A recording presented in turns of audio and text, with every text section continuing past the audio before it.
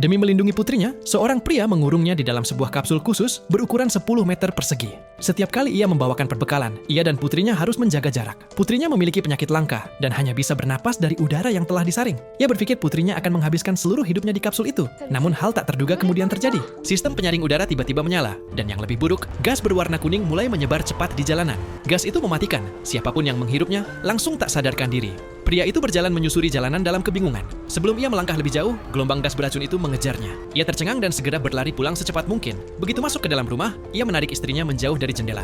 Detik berikutnya, gas beracun itu mengepung jendela, merembes melalui setiap celah. Putrinya yang masih berada di dalam kapsul, pria itu segera mengaturnya ke mode hemat energi dan menarik istrinya untuk pergi. Gas beracun dengan cepat bergerak naik ke lantai atas. Mereka tidak punya pilihan selain berlari ke lantai paling atas. Kemudian, sepasang kakek nenek yang baik hati mengizinkan mereka masuk ke kamarnya. Sesampainya di balkon, mereka menyaksikan pemandangan yang mengerikan. Seluruh kota diselimuti gas beracun, dan gas tersebut telah menyebabkan pemadaman listrik. Walaupun putrinya aman di dalam kapsul, baterai cadangan tidak akan kuat bertahan sampai malam. Ia memutuskan untuk mengambil resiko dan turun ke bawah untuk mengganti baterai. Ia dengan hati-hati mengetes udara di sana. Gas itu tak terlihat dan tak berbau, tetapi mematikan.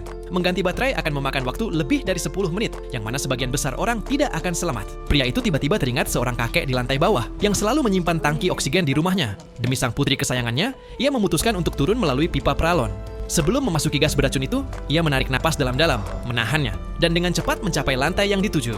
Ia memecahkan jendela dan masuk ke rumah kakek tersebut. Ketika ia sedang mencari, ia melihat kakek itu tergeletak di lantai, tetapi ia sudah meninggal dunia. Saking capeknya sampai kehabisan napas, ia pun tidak sempat bersedih. Dan parahnya lagi, ia tidak menemukan tangki oksigen tersebut. Ia panik dengan segera menyalakan senter dan mencari ke seluruh ruangan, namun tidak berhasil mendapatkannya. Tepat saat ia hampir kehabisan napas, ia akhirnya menemukan tangki oksigen di sudut ruangan. Ia dengan cepat mengenakan masker, membuka katup, dan berhasil menghirup udara dari tangki oksigen itu. Setelah pulih, ia mengambil tangki cadangan dan hendak pergi. Namun ia mendengar suara dari kamar tidur. Karena penasaran, ia membawa palu dan membuka pintu. Ternyata, di dalam hanya ada seekor anjing kecil. Anehnya, anjing itu tidak apa-apa dan bahkan terlihat gembira. Ia bertanya-tanya apakah binatang tidak terpengaruh oleh gas beracun itu. Tetapi tak lama kemudian, pemandangan di dalam kamar membantah teori itu. Induk anjing di ruangan itu sudah mati. Ia bingung tetapi tidak punya waktu untuk berpikir lebih jauh. Kembali ke rumah, ia berhasil menukar baterai untuk putrinya dan membawa beberapa perbekalan. Untuk mengumpulkan lebih banyak baterai, ia kembali turun ke bawah. Jalanan dipenuhi mayat dengan mulut berbusa. Pemandangan itu sangat mengerikan. Ia mengeratkan cengkeramannya pada masker oksigen.